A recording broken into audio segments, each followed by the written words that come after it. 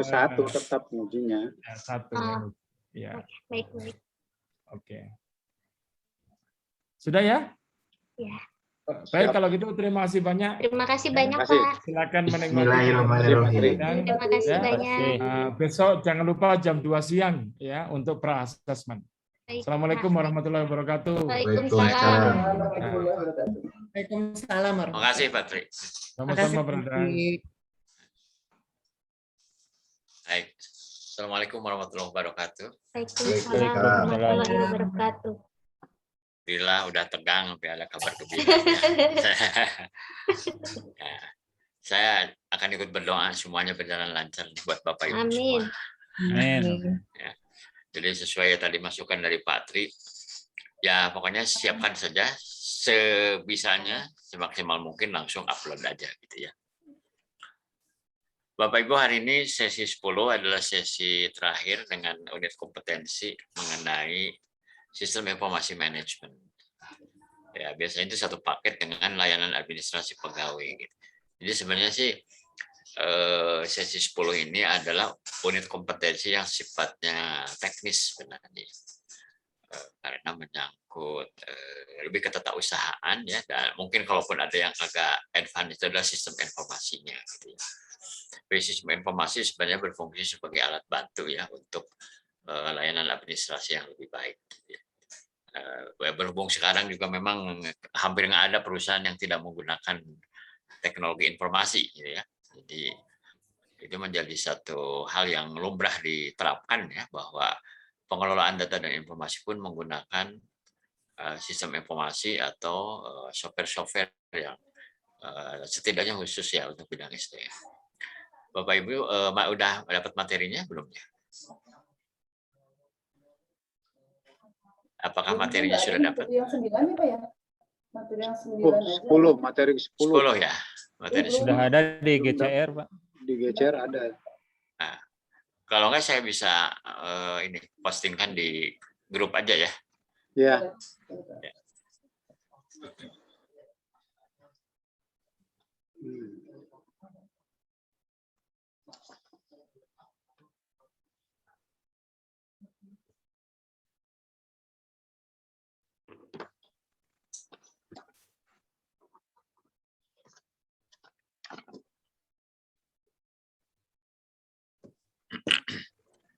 Silakan, sudah saya posting di grup WA kita ya.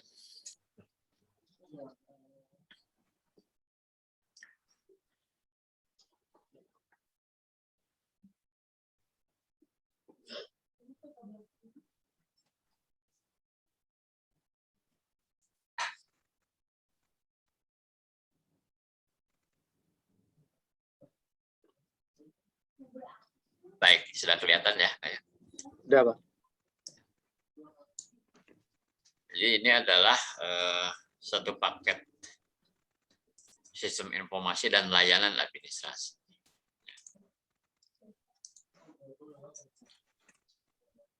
Saya mulai dengan hal-hal penting yang ada di dalam SKKNI menyangkut unit kompetensi yang sesi 10 ini. Yaitu saya sampaikan dulu kepada Bapak Ibu mengenai fungsi utama dan 3 fungsi dasar sistem informasi SDM menurut SKKNI MSDM 2014. Jadi yang kotak sebelah kiri ini itu disebut fungsi utama. Fungsi utamanya di sistem informasi ini adalah membangun sistem informasi SDM guna memenuhi tuntutan kebutuhan organisasi. Adapun sebagai breakdown dari fungsi utama ini ada 3 fungsi dasar. Ya. Pertama, melakukan analisis kebutuhan sistem informasi SDM. Yang kedua, menentukan sistem informasi SDM-nya. Dan yang ketiga, melakukan evaluasi penyajian data secara akurat dan tepat saji sesuai kebutuhan organisasi. Berikutnya, lanjut ke fungsi utama di dalam layanan administrasi pekerja. Fungsi utamanya adalah melaksanakan pelayanan administrasi pekerja secara efektif dan efisien. Adapun fungsi dasarnya adalah pertama, Kalau Bapak Ibu lihat ini teknis sebenarnya ya. Jadi mungkin kalau di organisasi seperti saya ini adalah yang dilakukan oleh staf-staf kami ya. Misalnya di bidang payroll misalnya. Pertama, melakukan administrasi pengupahan. Kedua, menghitung upah lembur. Ketiga, mengurus program jaminan sosial. Keempat, melakukan pengelolaan administrasi pekerja. Kelima, menangani administrasi pekerja antar negara. Kemudian terakhir melakukan evaluasi kepuasan pekerja terhadap layanan administrasi pekerja. Fungsi dasar ini disebut juga sebagai unit kompetensi. Nah, ini ada yang diberi tanda bintang, ya, sebagaimana di pertemuan kemarin. Yang tanda bintang ini sebenarnya diadopsi dari SKKNI Hubungan Industrial, ya, yang dimasukkan ke dalam SKKNI MSDM. Ya. Jadi kalau Bapak Ibu misalnya bermaksud juga mengambil sertifikasi untuk hubungan industrial, nanti akan ketemu lagi Pak dengan ini, gitu ya, dengan yang ada tanda-tanda bintang ini, karena ini memang ditarik dari SKKNI Hubungan Industrial. Ya. Nah, jadi seperti ini kalau saya susun nomor urutnya, ya. Jadi semuanya 9 unit sebenarnya ya, kalau mau komprehensif sebenarnya. Semuanya 9 unit. Berdasarkan SKKNI MSDM 2014. Jadi ini dari nomor urut 91. Tapi ini ada yang angka nomor urutnya juga berbeda, itu yang tadi saya ada tanda bintang gitu ya. Nah, ini yang kita akan pelajari sebenarnya cuma satu, Pak. Ya, jadi tidak terlalu panjang lebar, ini kisi-kisinya memang. Jadi yang dimasukkan dalam kisi-kisi untuk ujian itu adalah yang nomor urut unit kompetensi nomor 92 ini ya, di sini. Yaitu menentukan sistem informasi pekerja ya. Yang lainnya adalah hanya sekedar info saja bagi Bapak Ibu bahwa kalau kita tampilkan keseluruhan untuk kompetensi, sebenarnya seluruhnya itu ada 9 unit kompetensi. Yang 3 ini ya, nomor urut 91, 92, 93 itu dalam lingkup sistem informasi. Sedangkan nomor urut ini nih dari 99 sampai 104 itu adalah berada di dalam lingkup pelayanan administrasi pekerja. Ya. Jadi kelihatannya ini tidak disentuh nih kalau untuk layanan administrasi pekerja ini. Jadi lebih difokuskannya kepada yang ada tanda panah yang hijau ini, ya, menentukan sistem informasi pekerja. Kita lihat sekarang elemen kompetensi dan kriteria unjuk kerjanya ya. Pada kode unit kompetensi ini menentukan sistem informasi pekerja, misinya adalah pengadaan dan penerapan. Pengadaan dan penerapan sistem informasi pekerja sesuai dengan kebutuhan dan kemampuan organisasi. Jadi tidak diharuskan misalnya harus canggih, harus jelimet misalnya ya. Harus semua unsur atau semua modul sistem informasi. Semua kembali kepada kebutuhan organisasi kita. Kalau misalnya butuhnya hanya untuk payroll misalnya ya, yang paling sederhana kan pasti kalau payroll pasti dibutuhin gitu ya. Ya udah itu saja gitu ya. Payroll paling dengan biodata karyawan paling begitu. Nah, elemen kompetensinya yang pertama adalah mengadakan sistem informasi pekerja sesuai kebutuhan dan kemampuan organisasi. Kriteria unjuk kerjanya adalah yang pertama, pembangunan atau pengembangan sistem informasi pekerja secara mandiri difasilitasi sesuai dengan kebijakan organisasi dalam proses pelaksanaan.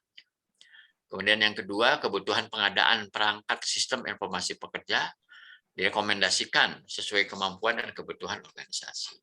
Yang ketiga, pilihan pengelolaan sistem informasi pekerja diidentifikasi sesuai pertimbangan strategis organisasi. Itu untuk elemen kompetensi yang pertama. Pada elemen kompetensi yang kedua, yaitu menerapkan pilihan sistem informasi pekerja. Kriteria unjuk kerjanya, yang pertama, perpindahan data ke dalam sistem informasi pekerja dilaksanakan sesuai rencana dan target organisasi. Ya katakanlah misalnya kita memindahkan data yang lebih banyak sifatnya manual atau hard copy misalnya. Itu kita mau pindahkan ke dalam bentuk ke dalam suatu software misalnya, dalam bentuk soft copy atau berbentuk data yang sifatnya bukan bukan hard copy gitu misalnya. Atau yang saya pernah lakukan adalah pernah 2 kali ganti software. Maka harus ada perpindahan data gitu ya. Dipindahkan dari yang lama ke program yang baru gitu. Itu memang cukup menyita waktu dan tenaga juga itu ya. Dan untuk trial itu kadang kita nggak pede kalau nggak sampai misalnya terutama payroll lah yang paling terasa sekali itu dampaknya itu sampai kita dalam 2 bulan atau malah 3 bulan itu kita menjalankan 2 program sekaligus, program lama, program baru, karena takut di program baru ini ada kesalahan, gitu ya. Dan baru kita berani lepas program lama, nggak kita pakai lagi setelah kita trial 2 atau 3 bulan periode upah itu bahwa semuanya berjalan baik, ya. Kemudian yang nomor 2, sistem informasi pekerja disosialisasikan kepada pengguna atau para user ya, sesuai dengan kebutuhan dan kebijakan sistem informasi organisasi.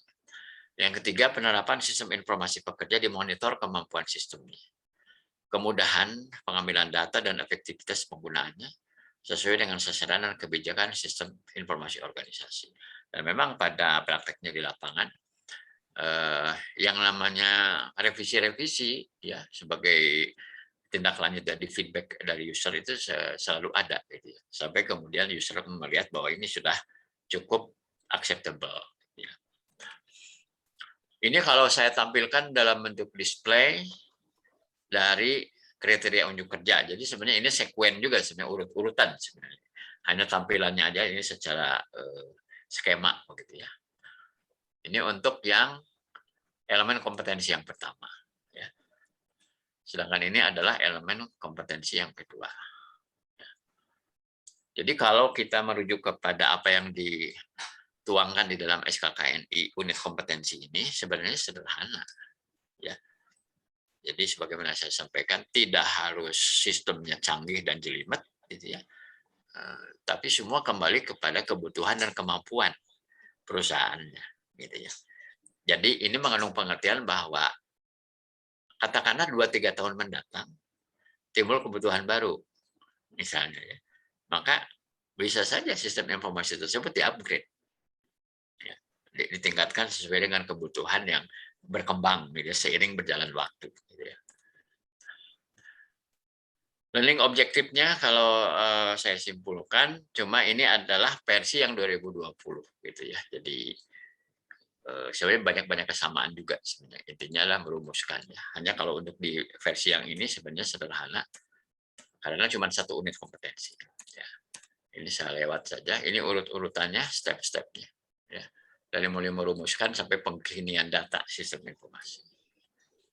Nah, di bagian pertama ini saya akan sharing dulu mengenai mengembangkan sistem informasi pekerja ini. Jadi gambar besarnya seperti ini, urut-urutannya. Diidentifikasi dulu kebutuhannya, baru kemudian dirumuskan. Ya. Sistem informasi pekerja direkomendasikan, dan terakhir persetujuan itu dilaksanakan. Nah, ini kita samakan dulu persepsi mengenai apa sih yang dimaksud dengan sistem informasi ini. Apa yang dimaksud sistem informasi ini? Sistem informasi adalah sistem dengan referensi khusus ke informasi dan jaringan pelengkap perangkat keras dan perangkat lunak yang digunakan orang dan organisasi untuk mengumpulkan. Jadi yang pertama mengumpulkan, menyaring, memproses, membuat, dan juga mendistribusikan data. Jadi ada 5 ini activity atau proses di dalam sistem informasi ini. Sistem informasi membantu untuk mengontrol kinerja proses bisnis. Dari mulai proses bisnisnya marketing, proses bisnisnya produksi misalnya, proses bisnisnya SDM, proses bisnisnya finance accounting, logistik, ya itu adalah bisnis-bisnis proses yang ada di dalam suatu perusahaan. Ya. Tujuan dari sistem informasi adalah untuk mengubah data mentah menjadi informasi yang berguna, yang dapat memberikan pengetahuan yang benar untuk pengambilan keputusan dalam suatu organisasi. Sistem informasi memudahkan untuk menyimpan data operasional, riwayat revisi, perubahan-perubahan, begitu, catatan komunikasi dan dokumen. Ya. Jadi dengan adanya sistem informasi itu, seperti misalnya mengenai riwayat revisi ya, bahwa kita terbantu untuk menelusuri suatu perubahan-perubahan yang pernah terjadi. Misalnya, kalau kita bicara menyangkut riwayat kerja seorang karyawan, maka kita akan tahu misalnya riwayat mutasi, promosi, riwayat perubahan gaji, ya, bahkan sampai kepada misalnya kalau dia punya plafon biaya pengobatan setahun itu budgetnya berapa, itu kita tahu. Bahwa dia sudah pernah klaim berapa kali, itu sudah apakah sudah menghabiskan seluruh budgetnya atau belum misalnya. Kalau bicara kaitan dengan misalnya pengendalian biaya-biaya tenaga kerja. Sistem informasi memudahkan untuk menyimpan data operasional dan seterusnya. Ya. Sistem informasi memudahkan proses pengambilan keputusan dan menyederhanakan proses penyampaian informasi yang diperlukan, karenanya membantu dalam mengambil keputusan yang lebih baik secara instan. Jadi benefit yang kita bisa peroleh apabila kita memanfaatkan sistem informasi ini, maka dalam pengambilan keputusan itu lebih baik dan lebih cepat. Gitu ya. Lebih baik itu karena apa? Karena data-datanya lebih lengkap ya, apa saja yang kita butuhkan. Ya. Kalau secara display kurang lebih tampilan sebuah sistem informasi itu seperti ini. Ada input, ada proses, ada output. Ya. Di dalam proses ada klasifikasi, ada penataan, ya, dan ada kalkulasi.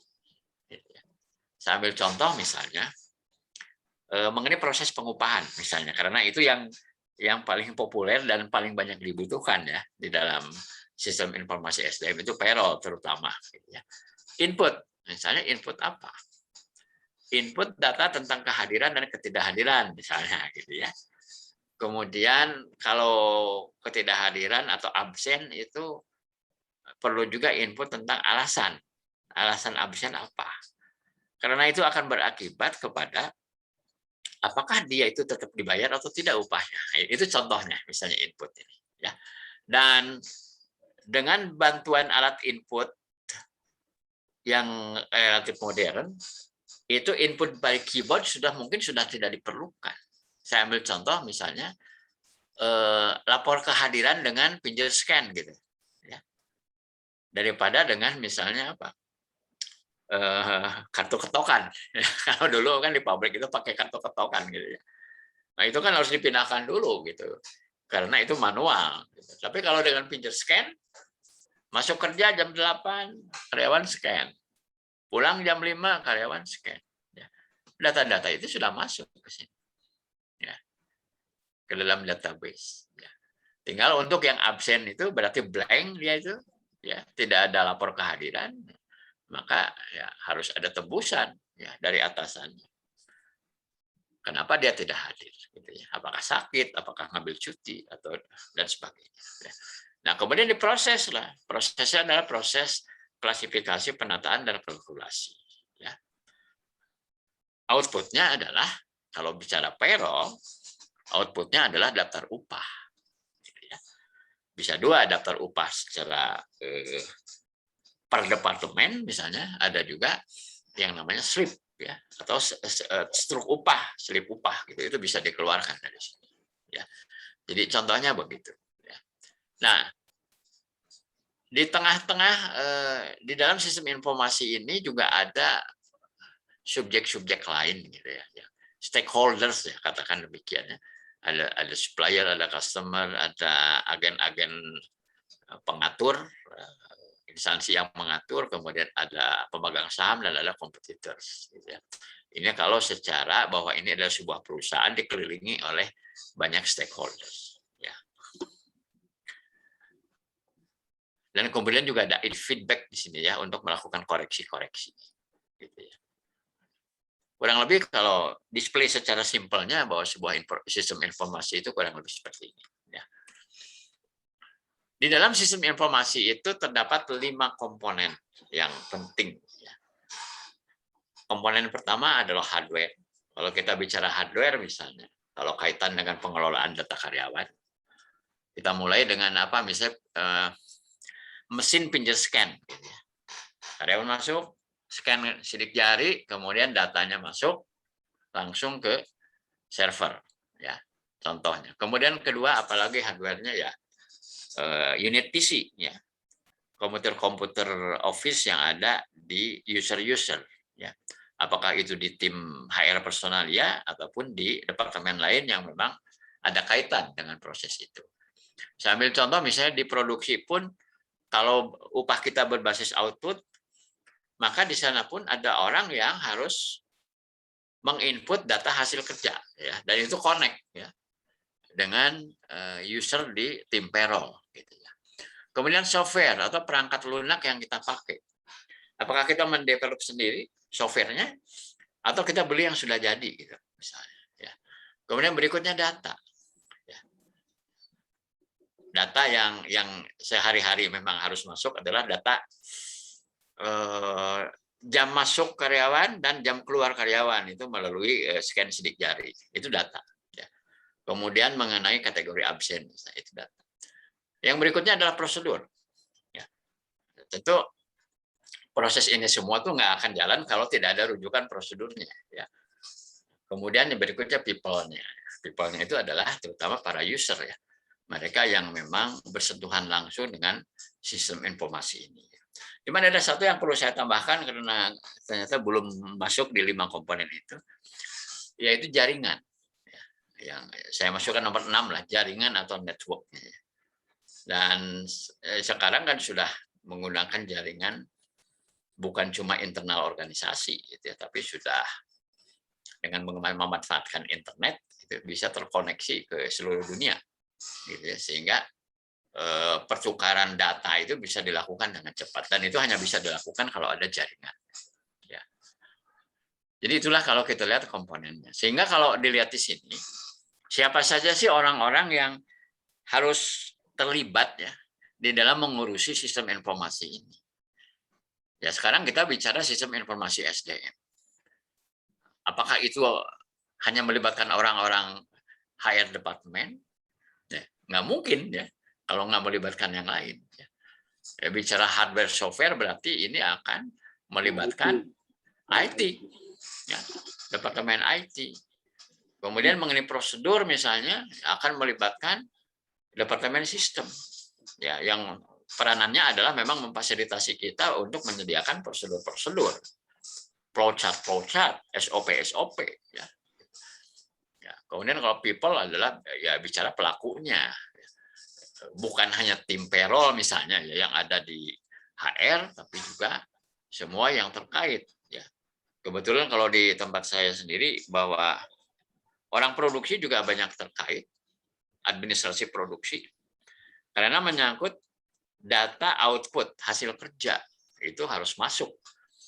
Kalau enggak, maka kita tidak bisa menghitung upah, gitu ya.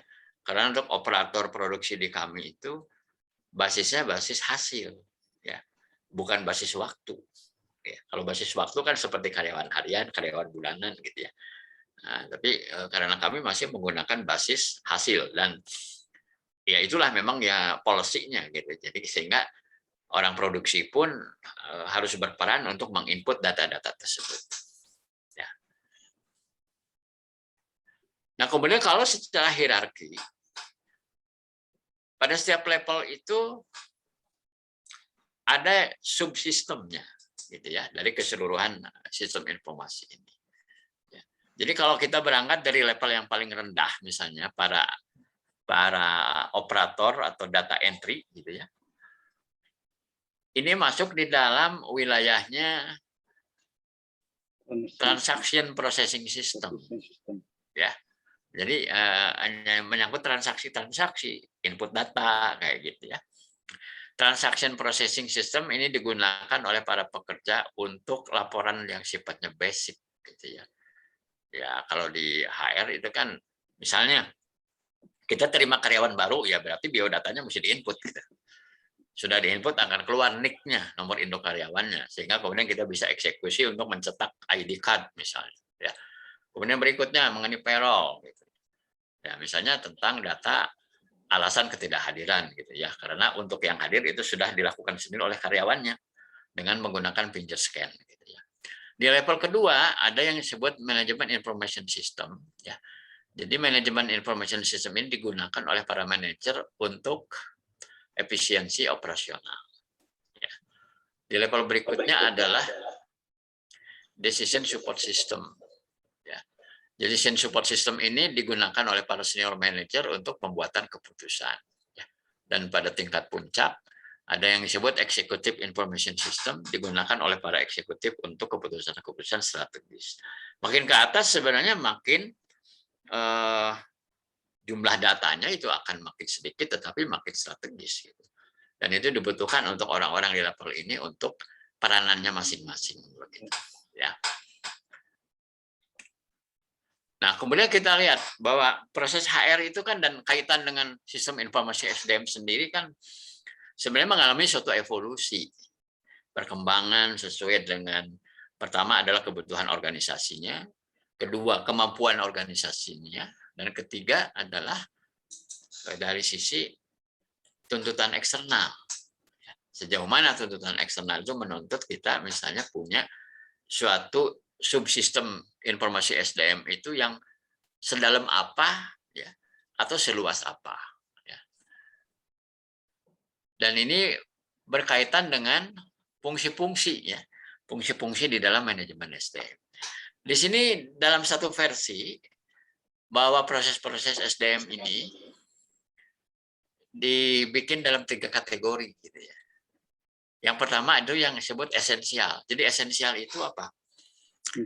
Kayaknya memang minimal harus ada gitu ya. Minimal harus ada ya, esensial itu. Apa saja di dalamnya, misalnya employee life cycle, siklus hidup karyawan dari mulai dia masuk, kemudian pemagangan, training, masa percobaan, ya, kemudian pengangkatan, mutasi, promosi, kayak gitu ya. Nah itu kan menyangkut life cycle gitu ya. Data-datanya tentu harus ada kan di situ ya. Kemudian mengenai personal agenda ya, ya kaitannya dengan nyambung juga sih sebenarnya bahwa orang ini tuh misalnya apakah sedang diusulkan untuk promosi gitu ya misalnya, atau misalnya mau ada usulan kenaikan gaji gitu misalnya, kemudian insentif itu masuk di sini. Kemudian rekrutmen dan staffing ini satu paket gitu ya. Jadi setidaknya begini, pada saat kita sudah deal dengan seorang karyawan, calon karyawan baru bahwa dia dinyatakan lulus dan kemudian diterima kerja, misalnya katakanlah kontrak dulu atau masa percobaan dulu. Maka kemudian mulailah kita masuk bahwa data-data karyawan baru ini harus kita info, ya sesuai dengan yang ada di dalam fasilitas itu. Kemudian sistem akan memberikan nomor induk karyawan, gitu ya. Karena tanpa nomor induk karyawan maka proses-proses SDM yang menyangkut orang ini nggak bisa dieksekusi. Misalnya untuk penghitungan upah, misalnya ya, untuk BPJS dan sebagainya, gitu ya.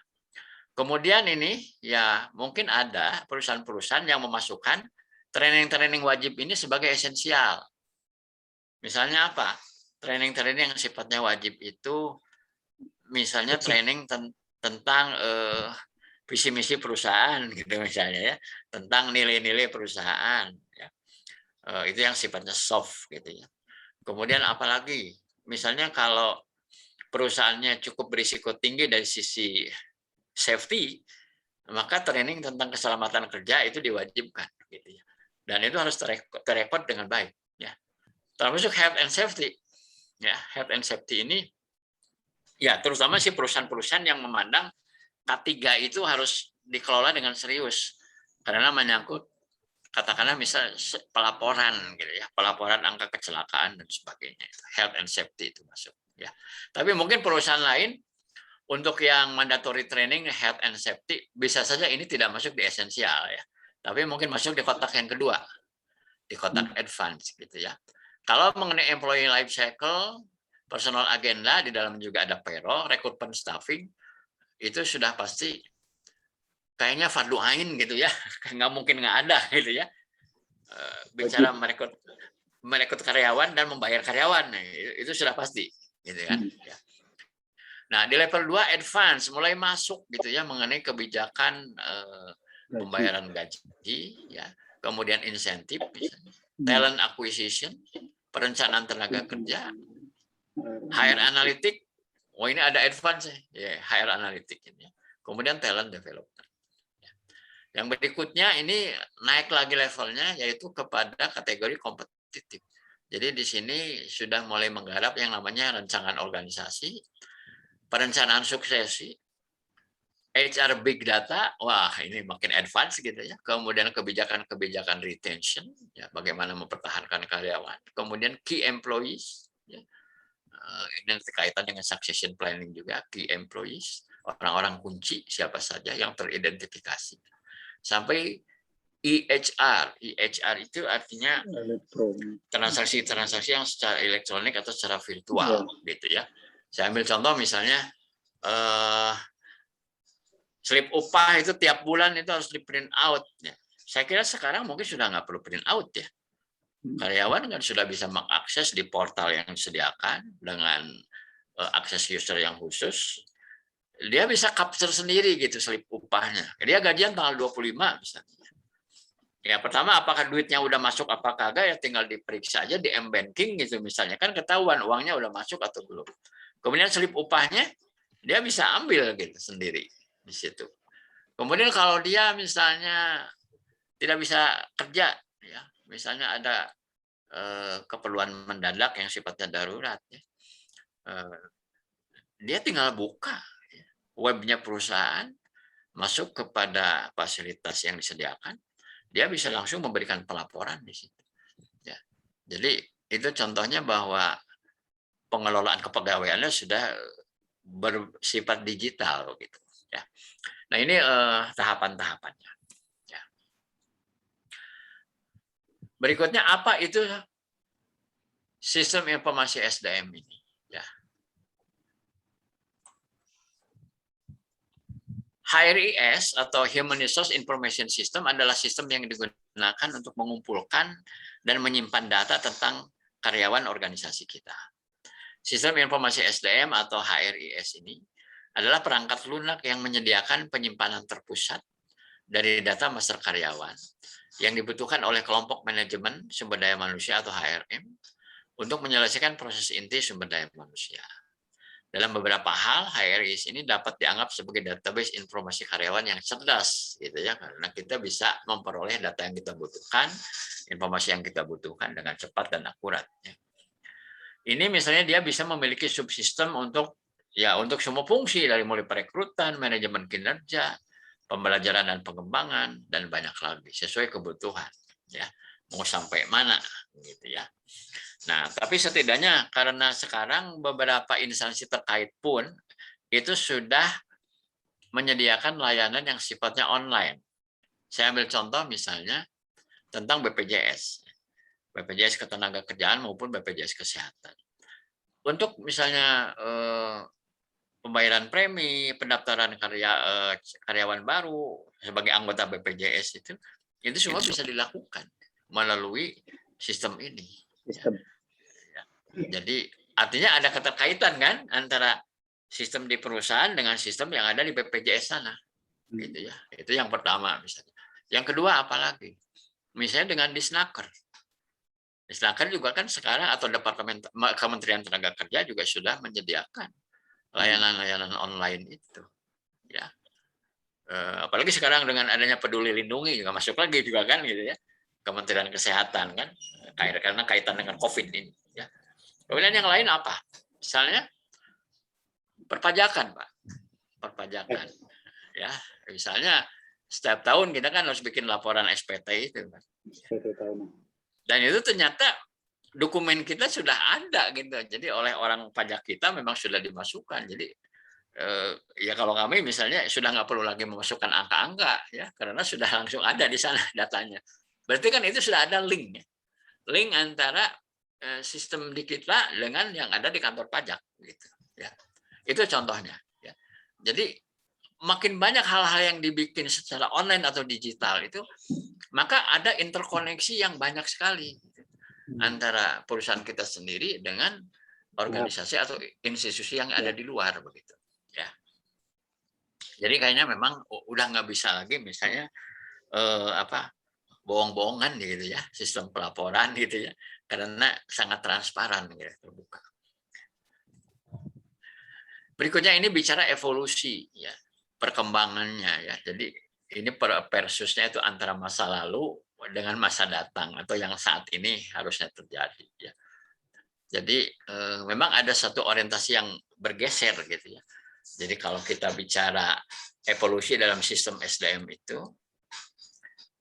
saat ini sistem atau hari kemarin itu adalah seperti ini, misalnya hanya bicara payroll dan benefit ya, fungsionalitasnya itu sudah bergeser menuju kepada kompetensi dan performance gitu ya. Kemudian dari aspek globalnya gitu ya, hanya sebagai bahan renungan, oh dulu itu demikian gitu ya. Nah, tapi sekarang itu justru akan menjadi suatu hal yang menjadi pusat perhatian ya, core-nya ya. Kemudian dulu itu lebih kepada bagaimana kita patuh pada aturan gitu ya. Yang penting mungkin tidak melanggar gitu. Nah, tapi sekarang bergeser kepada itu merupakan suatu kerangka kerja yang komprehensif. Bukan hanya sekedar patuh pada aturan, ya, tetapi juga seluruh kepentingan kita itu masuk di sana. Ya. Kalau dulu itu hanya sekedar pelaporan saja, gitu. Ada laporan ya, atau mungkin sekedar analitis saja. Analitis ya masih mending kan ya. Laporannya juga dilihat gitu ya. Cuma nggak cuma disimpan aja gitu ya. Bisnis outputnya adalah juga sebagai suatu kecerdasan yang mencoba memprediksi kan begitu ya, memprediksi trennya arahnya kemana gitu ya, bukan hanya sekedar bikin laporan terus nggak ada apa-apain. Kemudian bisnis perspektifnya adalah bukan hanya sekedar itu harus ada orang yang ngurusin sebagai penjaga gawang gitu ya, tapi juga itu sebagai bisnis partner. Jadi sistem informasi ini dianggap bagian penting untuk mendorong bisnis itu sendiri gitu ya. Kemudian nilai utamanya mungkin selama ini atau ya bukan cuma kemarin, mungkin hari ini pun banyak ya perusahaan-perusahaan yang hanya bicaranya gimana supaya murah gitu ya, supaya efisien gitu ya. Nah, tapi pada perkembangan yang lebih kontemporer itu sebenarnya bukan bicara murah, tapi bicaranya kualitas dan kinerja. Gitu. Ya. Karena begini, biasanya ya, kalau ada satu vendor yang menawarkan sistem informasi, banyak pengusaha itu pertanyaannya pertama begini, kalau saya pakai ini bisa ngurangin orang berapa? Gitu ya, bisa ngurangin orang berapa? Bisa ngurangin kertas berapa banyak? Gitu. Ya. Berarti kan lebih kepada gimana supaya murah, gitu. Gimana supaya efisien. Ya. Seharusnya itu bergeser ya, kepada quality dan performance. Kemudian fokus ekonominya ya otomasi ya, efisien record otomatis. Bagaimana supaya kita merekam data secara otomatis gitu ya dan efisien gitu ya. Nah, pada pandangan yang lebih modern itu sebenarnya lebih kepada bagaimana kita mengelola talenta secara lebih efektif. Jadi yang sebelah kanan ini adalah sebenarnya fokus-fokus yang ideal di masa sekarang gitu ya. Tapi jujur kita harus mengakui bahwa sebagian besar kita masih ada di sini ya, di paradigma lama sebenarnya. Belum bergeser. Ya. Belum bergeser gitu ya. Ke HCM karena, ya. Ya betul ya, karena kalau kita bicara misalnya tadilah ada konsultan gitu atau sistem provider menawarkan itu, selalu kan pertanyaannya begitu. Ini berapa harganya? Bisa memberikan layanan apa saja dan nanti bisa ngurangin orang berapa ya? Itu pertanyaan standar gitu ya. Iya, karena dampaknya ke ini cost. Betul, apalagi kalau ternyata harganya cukup mahal ya. Gitu ya. Tentu kan kalau orang bisnis selalu bicaranya itu terbayar enggak sih gitu ya. Bicaranya cost and benefit begitu ya. Itu bagian pertama. Kita masuk ke bagian kedua adalah memfasilitasi penggunaan sistem informasi pekerja. Gambar besarnya seperti ini, sistem informasi pekerja untuk manajemen SDM yang sudah ada dapat dioperasikan sesuai ketentuan. Kemudian kita sosialisasikan kepada para pengguna. Kemudian berikutnya diterapkan dan berikutnya dimonitor. Karena kadang-kadang tidak semulus yang kita rencanakan. Ya, gangguan selalu ada saja, misalnya ternyata mungkin ada prosedur yang miss misalnya, ada program yang tidak berjalan, program error gitu misalnya, Kadang-kadang kenapa kok hitungan manual dengan hitungan komputer itu bisa beda gitu. Ada selisih angka. Itu kadang-kadang kita ini berhari-hari untuk mencari tahu kenapa ya kok bisa beda begitu. Ya. Jadi programmer kita juga cukup pusing gitu untuk melacak. Mungkin ada bahasa program yang dia ada kesalahan yang harus diperbaiki. Ya. Untuk memfasilitasi itu yang pertama, fasilitas sarana bantuan dan bimbingan untuk para pengguna itu dibuat untuk memastikan penggunaan. Jadi guidance dan sebagainya harus disiapkan. Jadi kita udah punya program, udah diinstal di komputer-komputer karyawan kita, maka itu memerlukan waktu supaya mereka memahami betul guidance-nya dan bisa mengoperasikan. Ya. Dan selalu ada masa trial, gitu ya. Bisa seminggu, bisa 2 minggu. Ya.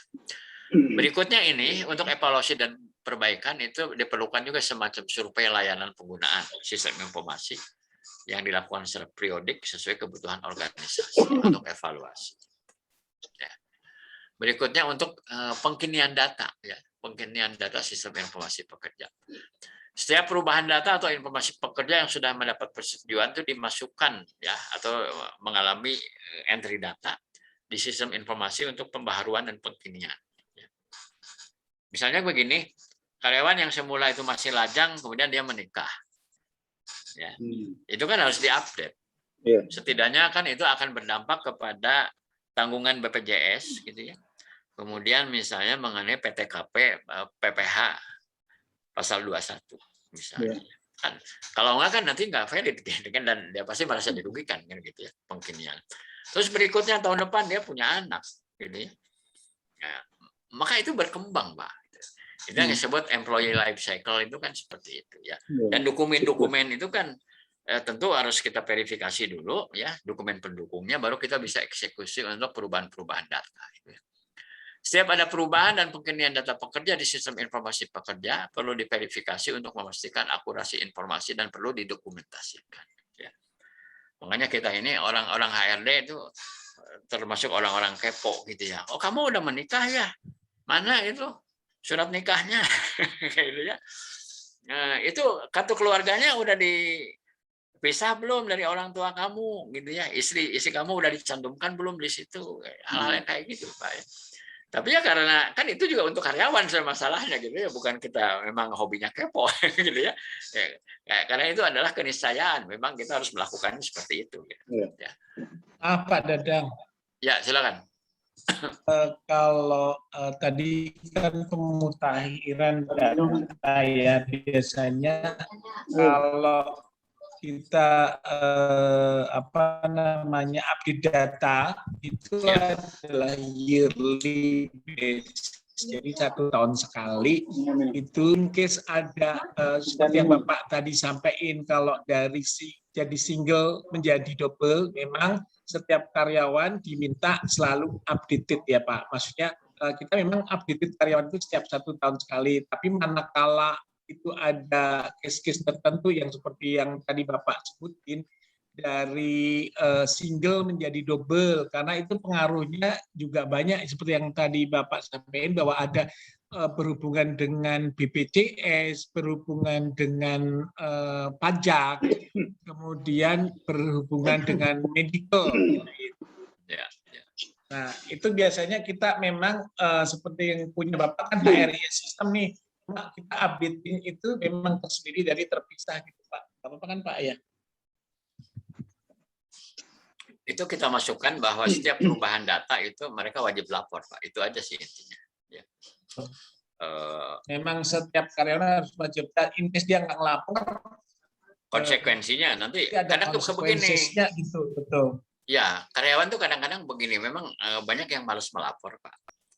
Tapi pas terjadi, misalnya ada anggota keluarganya sakit, kita nggak bisa bantu untuk fasilitas pengobatan.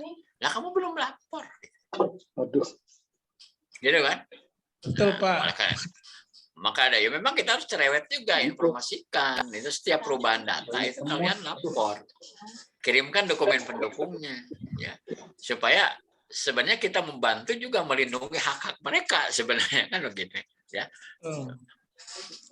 Tapi ada saja lah yang karyawan yang malas gitu ya. Baru kemudian dia itu panik gitu pada saat dibutuhkan gitu Pak. Ya. Pada waktu saat misalnya dulunya adalah double nih, tapi kan belum punya anak nih, Pak. Dia nggak pernah ngupdate untuk kartu kelahirannya. Dan manakala dia klaim tiba-tiba anaknya sakit nih, nggak bisa berobat. Karena Betul. memang datanya masih statusnya masih baru berumah tangga, belum punya anak. Jadi ya di sistem Betul. kita nggak bisa berubah gitu. Betul. Jadi kita tidak bisa membantu dia untuk memperoleh haknya. Gitu ya. Ini memang kembali ke sosialisasi Pak ya, bahwa mereka itu ada kewajiban juga. Dan ini kewajiban itu untuk kepentingan mereka sebenarnya. Supaya hak-hak mereka kan terlindungi. Tapi mereka harus support. Harus kooperatif gitu ya. Jangan kita aja yang capek gitu nyari-nyari gitu. Ya, harusnya iya kan, harusnya dia dong mengerti gitu ya. Betul, Pak. Ya. Jadi mengenai periodenya apakah harus tahun sekali, 2 tahun sekali? Ya idealnya begitu Pak. Tapi yang esensinya kalau menurut saya adalah setiap ada perubahan. Gitu. Apakah mau setahun sekali atau bisa setahun beberapa kali? Ya lakukanlah pelaporan itu. Jadi memang kalau Ya, kita 1 tahun sekali, tapi ya. manakala ada Bapak bilang kita udah masukin update data di Januari, tiba-tiba di bulan Maret nih dia nikah, ya dia harus wajib menginformasiin lagi gitu. Betul. Ya saya kira itu baik Pak. Jadi ada schedule ya. Jadi secara general itu ada update data per Januari. Di luar itu yang sifatnya insidentil, mereka pun wajib lapor bila ada perubahan. Termasuk seperti orang yang pindah-pindah kontrakan Pak. Tiap 3 bulan pindah kontrakan. Alamat kamu tuh di mana sekarang gitu ya. Kan mereka wajib melaporkan Pak ya. Jangan sampai terjadi begini misalnya orang tuh suka pindah-pindah tempat tinggal. KTP aslinya mungkin KTP kampung gitu ya. Tapi di Bandung dia ngontrak gitu Pak. Dia suka pindah kontrak ya, mungkin supaya nggak boring juga gitu. Tapi nggak lapor. Bisa terjadi misalnya ya, suatu waktu dia sakit Pak, pingsan di pabrik. Gitu. Nggak ada yang tahu rumah dia di mana sekarang. Betul. Itu problem, contoh gitu ya, contoh. Bisa terjadi Pak yang kayak gitu. Itu kan karena apa? Karena karyawan kita tidak konsisten untuk melaporkan perubahan-perubahan, misalnya alamat tempat tinggal gitu ya. Ya akhirnya kan kita cari alamat dia di KTP, mungkin ada nomor kontak gitu ya, yang bisa dihubungi siapa, paling ya kita telepon saudara dia di kampung gitu. Paling begitu gitu ya. Betul Pak, demikian ya. Saya kira itu bagus sekali kalau memang sudah ada satu schedule rutin ya, reguler ya, setahun sekali atau update. Ya. Makasih Pak Ari sharingnya. Silakan yang lain. Ya Mungkin Pak, ada yang mau sama-sama. ditanyakan. Di kampus gimana Pak? Silakan.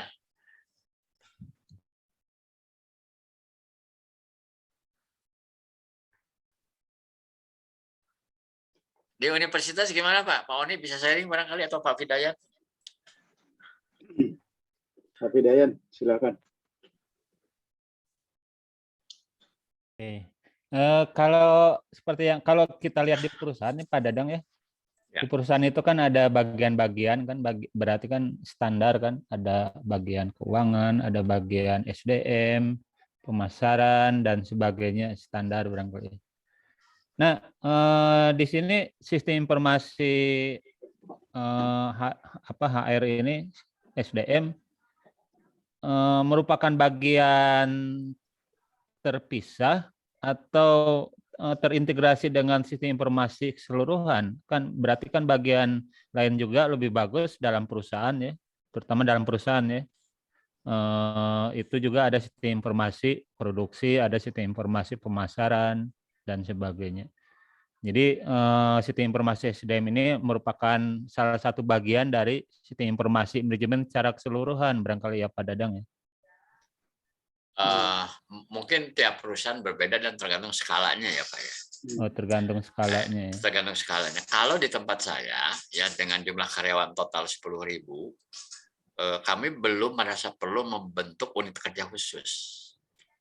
Gitu ya. Karena subsistemnya pun kami belum seluruhnya, gitu ya. Kan yang klasik itu seperti rekrutmen, training, kemudian payroll, gitu ya. Dan kaitan dengan eksternal, ya seperti BPJS dan perpajakan, ya. Kita masih di tahap itu sebenarnya, ya. Untuk talent management pun kami belum masuk, ya. Untuk talent management dan suksesi belum. Jadi masih di luar sistem. Ya seperti misalnya promosi, mutasi, demosi, asesmen itu ada, gitu. Tapi belum kita masukkan di dalam sistem ini. Itu ya masih di luar sistem, masih manual ya. Itu paperwork-nya masih belum dimasukin di dalam program, gitu ya. Jadi kalaupun ada itu di departemen IT, itu hanya ada orang yang dia punya pengkhususan misalnya untuk sistem informasi SDM, ada yang menggarap marketing, ada yang menggarap produksi, ada yang menggarap keuangan, begitu. Jadi belum dibentuk satu unit khusus, ya, halo, ya cuma untuk satu orang aja. Ada satu orang yang memang diberi tugas khusus nanganin misalnya, yang pegang SDM kamu gitu di IT. Gitu. Kalau di kami sendiri di HR itu sebagian besar kaitannya sebenarnya terutama yang banyak kaitan adalah rekrutmen dan payroll, Pak. Dua, rekrutmen dan payroll. Ya. Demikian, Pak. Tapi mungkin kalau di perusahaan yang lebih besar lagi dengan unit-unit kerja yang tersebar di banyak lokasi, mungkin seperti yang Pak Pidayan sampaikan, itu harus dibentuk unit khusus, Pak. Gitu. Yang supaya ideal mereka barangkali fokus. ya. Ya, Yang idealnya ideal begitu, terpisah setiap bagian, Betul. kemudian nanti terintegrasi dalam satu SIM, ya, sistem Betul, informasi betul. manajemen. Ya. Betul begitu. Ya. Nah, kalau Ya, di kita ya. di USBPKP, karena kita ini adalah kegiatan core bisnisnya kan jasa pendidikan. Ya. Yang dibangun terlebih dahulu itu memang kaitan dengan akademik. Jadi memang yang baru ada itu sistem informasi akademik, kaitan dengan daftar hadir mahasiswa dan daftar hadir Ngajar dosen. dosen. Ya, nah itu. Kemudian juga yang karena pandemi ini kepaksa juga lebih digunakan itu ada sistem informasi kuliah online kan. Iya, iya. Nah, sedangkan secara khusus sistem informasi pegawai yang saya tahu itu masih dalam pembangunan sebenarnya, belum begitu terintegrasi dengan terutama sistem informasi yang lain. Kalau di kita di Sangga Buana di PKP. Kalau itu mengenai penggajian gimana, Pak? Penggajian udah ada kan sebenarnya?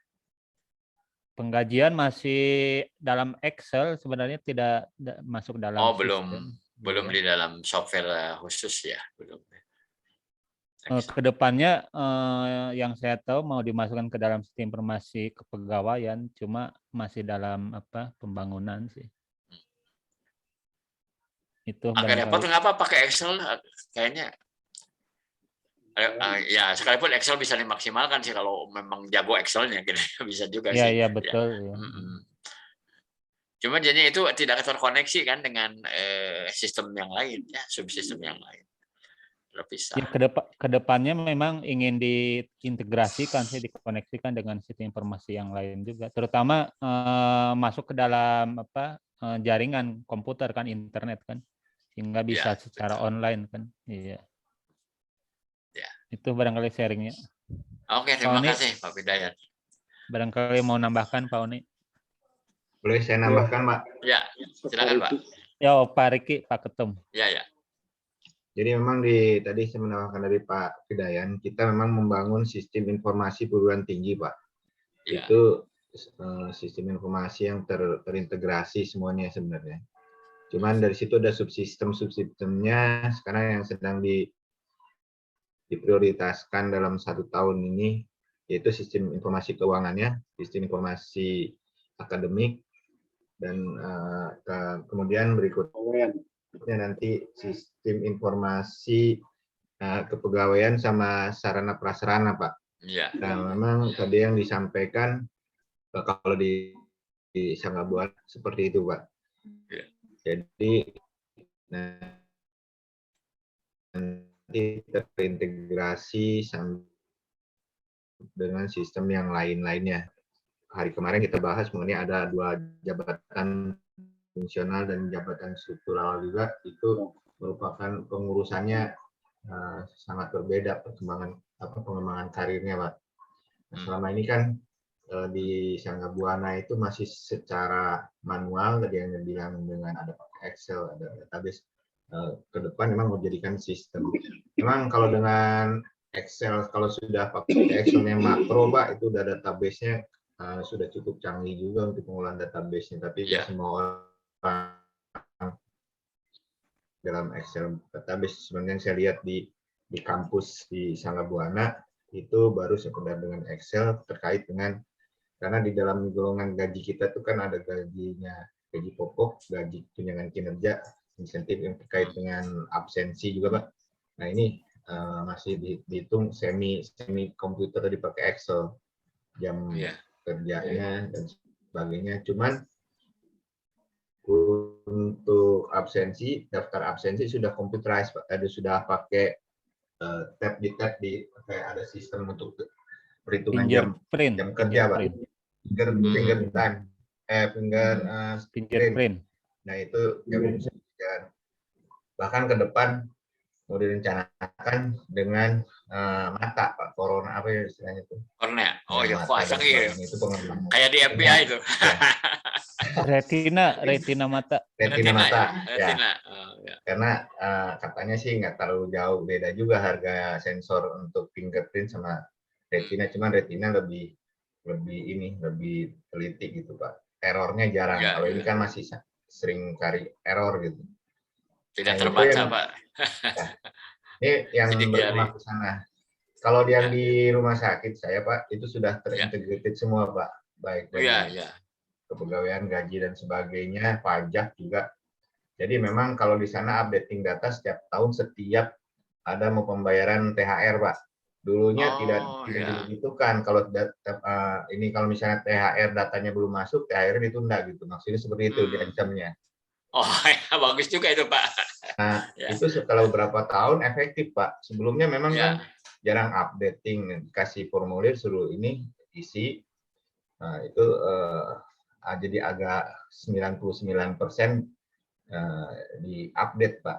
Termasuk yang tadi Bapak bilang kalau yang sudah menikah harus terpisah dari kakaknya, karena perhitungan BPJS tenaga kerja, BPJS kesehatan, itunya kan kakak, Pak.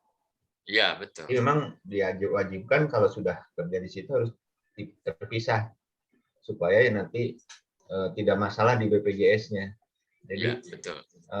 Kurang lebih seperti itu. Nah, itu sudah tersistem, termasuk program kaitannya dengan, karena di sana banyak perawat, Pak. Itu, kalau sudah 3 bulan atau 4, kalau nggak salah 3 bulan apa 6 bulan itu sudah ada lampu kuning dulu, Pak. Nanti kalau udah 3 bulan lampu merah gitu. Jadi untuk perpanjangan STR-nya, Pak, surat tanda registernya, karena kayak dokter itu kan harus ada SIP kalau dokter, surat izin praktek. Nah kalau perawat ada STR. Nah, dengan 3 bulan itu dia harus ngejar kekurangan, misalkan kekurangan sertifikasi pelatihan, kekurangan seminar, salah satunya seperti itu. Jadi 3 bulan bisa dikejar. Dan pengurusannya juga cukup lama. Kalau kita ngurus itu bisa sebulan 2 bulan. Jadi spare dari 2 bulan sebelum habis harus sudah diurus, Pak. Iya. Karena kalau itu nggak diurus, ini nanti ketahuan BPJS nggak mau bayar, Pak. Oh iya. Nah, jadi memang sudah harus tersistem. Salah satunya itu termasuk kalau melahirkan dan sebagainya harus cepat juga terupdate, karena ada tunjangan itu kan, tunjangan dari keluarga, termasuk yang BPJS segalanya, Pak. Nah, kalau seperti ini diedukasiin, itu mereka secara otomatis kalau bahkan sudah hamil sudah mau didaftarkan, Pak. Karena anaknya tercover kesehatannya gitu. Itu saja, Pak, informasinya. Ya, makasih Pak Riki. Di rumah sakit tempat Pak Riki kan udah cukup maju juga ya, terintegrasi semua. Bagus sekali, Pak, itu. Ya. Ya, tapi yang saya alami memang evolusi sih. Jadi dulu pun kami juga mengalami lah dari, nanti saya sharing dari mulai ini ya. Ini sebagai contoh misalnya nih, coba kalau Bapak Ibu lihat Iya. mungkin berapa tahun yang lalu begitu ya. Kan kita mengenalnya ini kartu absensi Ketok. dengan mesin ketokan yang populer merek Amano itu ya. Ya, bisa nitip absen gitu. Nah, iya, ini nih. Datang pagi jebret, pulang lagi ke rumah, Pak. Kan baru Betul. kayak model gitu. Tahun 90 saya mulai kerja di pabrik itu, saya berkenalan dengan ini. Oh, ada yang gini, ini kartu ketokan, kami menyebutnya begitu. Kemudian ini mesin ketokan atau ada juga menyebutnya Amano, karena yang terkenal merek Amano itu, ya, yang merajai dia. Paling ini Pak, paling bandel. Paling bandel Amano Dan itu. ada lagi yang buat satpam Pak, jadi keliling di tiap sudut sana ya, harus betul. absen. Jadi kalau kelewat aja dia nggak ke absen itu. Betul. Ya ini nostalgia lah, bahwa ini kan dulu itu memang adalah sistem informasinya kurang lebih alat-alat ini yang digunakan ya. Dan ya di sini misalnya soal payroll misalnya. Ini kan dari setiap minggu itu oleh staf payroll itu dikolek ini kartu ini Pak. Kemudian diinput dulu gitu ke dalam program yang sederhana lah gitu ya. Malah mungkin ada yang hanya pakai Excel. Kalau dulu kan Lotus namanya ya, Lotus 1 2 3 gitu ya. Yeah. Kalau sekarang kan Excel gitu ya. Nah, terus ini ada untuk pengarsipan ini. Ini file lamaran karyawan itu dimasukkan di sini. Ada juga yang dengan menggunakan yang mungkin yang populer itu adalah map gantung ya. Map gantung, jadi file karyawan masuk di situ digantungkan, kita urut berdasarkan nomor induk gitu ya. Kemudian ini ada buku besar gitu ya. Jadi saya ngalamin ini dulu ya. Jadi staf saya itu kalau kita baru nerima karyawan itu kayak apa ya? Kayak tata usaha siswa sekolah tahun 70-an barangkali ya, tahun 80-an. Jadi kita tulis tangan di situ. Nama dan sebagainya, pasangin foto, kasih nomor induk gitu ya. Nah, jadi kalau ingin tahu tentang karyawan itu membuka buku ini Pak. Wah si Anu, oh ini mulai masuk tahun berapa gitu ya. Pendidikannya apa. Kalau sekarang kan tinggal klik di laptop ya, muncul kan gitu ya, profilnya, biodatanya itu kan. Gitu, ya. Nah itu dulu. Kalau sekarang kan, nah ini diantaranya ini yang sekarang kami pakai itu. Ya. Misalnya untuk sistem pelaporan kehadiran, Pak, kami sudah menggunakan aplikasi Android, ya.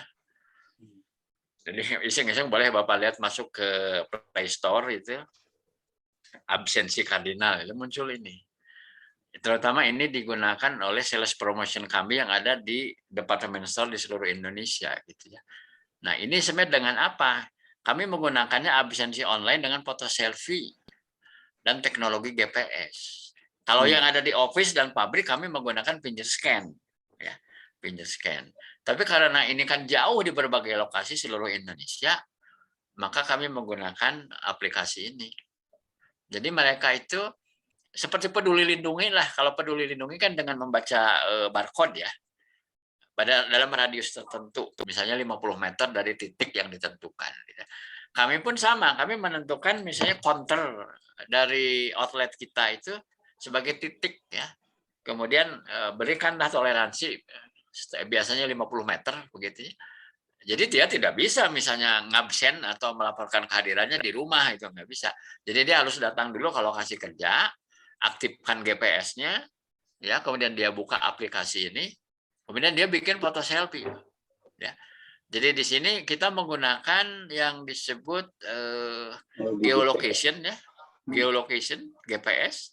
Dan face recognition, ya, face recognition. Dan itu langsung real time masuk datanya, Pak. Ya, datanya masuk. Ya, hari ini dia ngabsen jam berapa masuk, jam berapa pulang, gitu ya. Ya, kita udah menggunakan yang seperti ini. Ya. Kemudian ini yang sebelah kanan atas ini salah satu contoh display, Pak, untuk biodata karyawan. Misalnya ini karyawan bulanan, identitasnya, nama, nik dan sebagainya, alamat dan seterusnya. Ini satu contoh display yang kami punya ini. Ya. Satu lagi, dulu itu Nah, ini yang sebelah kiri. Ini adalah PO Box, Pak. Di kantor pos. Ini ya. Jadi dulu itu kan kalau kita lagi mengiklankan lowongan kerja itu kita pasang PO bisa Box, ya. di koran PR hari Sabtu gitu misalnya. Nanti seminggu kemudian kami datang ke kantor pos untuk melihat udah banyak nggak yang ngelamar gitu ya. Nah, dulu kan menggunakan yang seperti ini untuk perekrutan gitu. Ya. Sekarang ya kami punya web. Silakan ya, misalnya mereka yang memang berminat melamar itu tinggal klik di sini misalnya, ya, tinggal pilih, dia masukkan, mau upload CV juga boleh di situ, ya. Jadi lebih simpel begitu, ya. Atau kalau diperlukan bisa juga ya kita bikin misalnya Google Form-nya gitu ya, sehingga pada saat kita publish itu dia langsung bisa masuk di Google Form dan memasukkan data-datanya. Dan dengan mudah kita bisa melakukan shortlisted begitu ya. Ya ini satu contoh aja sistem informasi zaman dulu, kemudian yang sekarang misalnya ini contohnya untuk perekrutan ya. Nah, ini sedikit aja contoh kasus ya, penerapan sistem informasi dan layanan administrasi pekerja di masa pandemi atau PPKM ya. Karena perusahaan kami masuk di kloter 1 untuk uji coba beroperasi 100%, Pak. Tapi dimonitor ya oleh Kementerian Perindustrian dan Perdagangan gitu.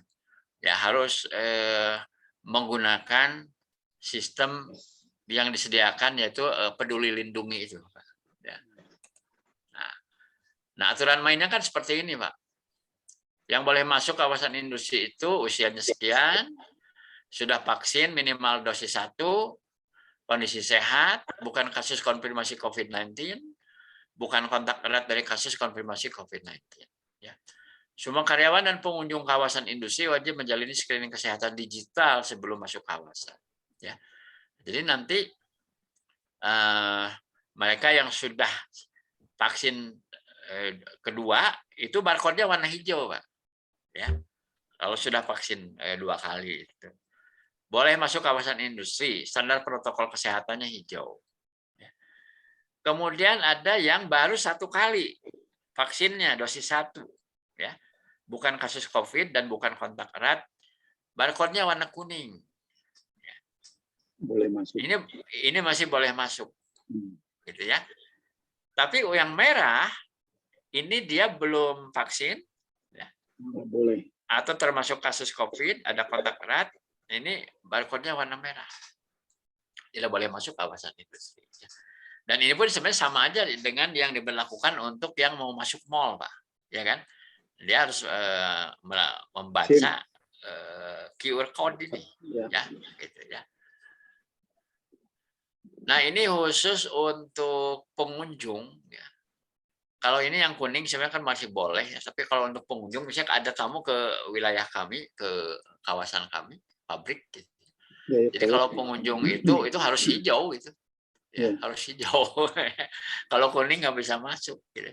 Ya, kadang juga ketemu kita ada hambatan, kita beli apa, ada yang kirim barang, sopirnya ternyata misalnya ya, dia belum vaksin. Ya itu kadang agak repot juga jadinya untuk pengaturan teknis di lapangannya juga gitu ya. Misalnya kami pesen ini misalnya batu sama pasir karena ada pembangunan di dalam. Si sopir yang bawanya itu ternyata dia belum vaksin, Pak. Gitu ya. Terpaksa ganti supir gitu, sopir kami yang bawa itu kendaraan ke dalam begitu ya. Sopir yang bawanya nunggu di pos satpam itu. Ya itu hal-hal kecil yang ya kadang cukup merepotkan juga gitu ya. Gitu ya.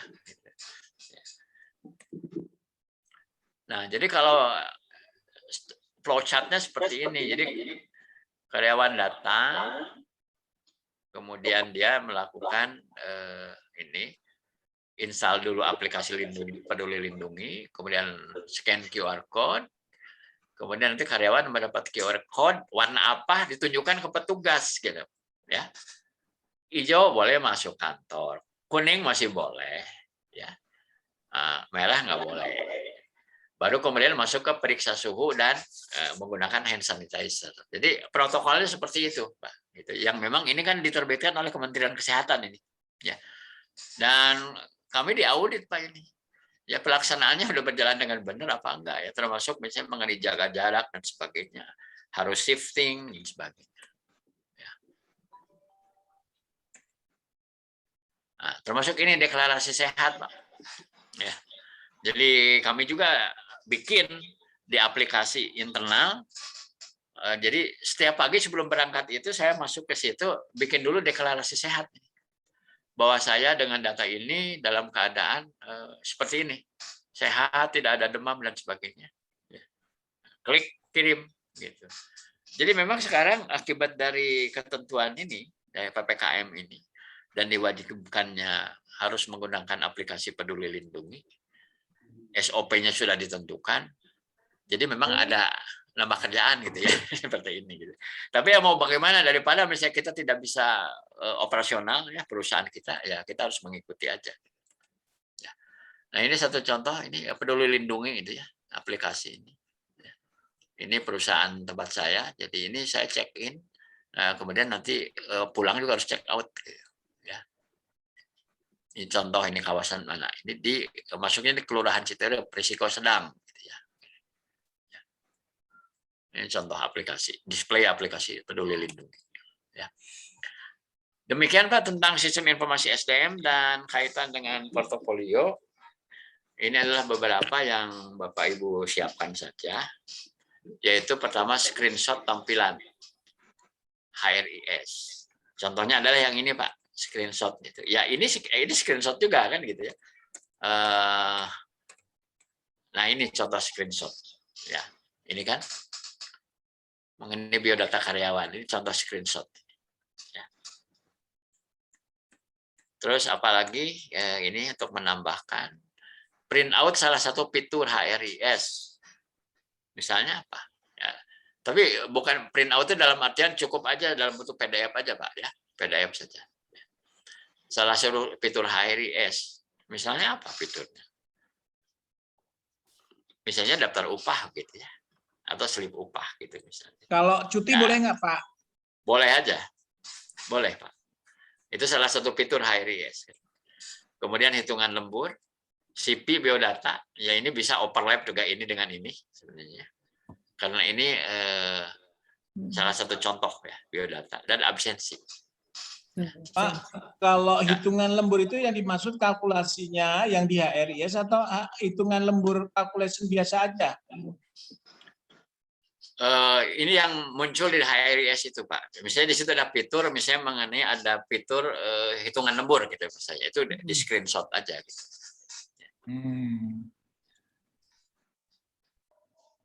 Atau kalau di Bapak ada fasilitas untuk menampilkan data lembur seorang karyawan itu bisa ditampilkan. Ini contohnya gitu, hitungan lembur ya. Saya kira ini standar ya Pak ya. Ya boleh Bu Ida. Kalau nggak ada lembur gimana Pak?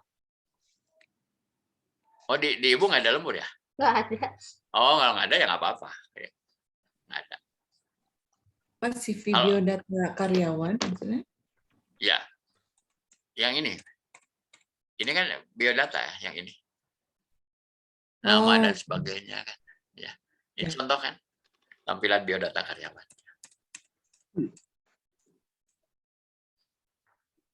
Absensi, misalnya 1 bulan ini karyawan ini masuk jam berapa, pulang jam berapa, tanggal sekian, gitu. Itu contohkan absensi. Ya, misalnya. Saya mau tanya lagi Pak. Ya. Kalau absensi yang harian boleh di screenshot nggak Pak? Boleh. Ini sebagian besar sih sebenarnya screenshot, Pak. Sebagian ya. Ini memang screenshot yang. Ya. CV juga sama ya Pak? Ya. Sebagai bukti bahwa memang ada HRIS-nya gitu, ya.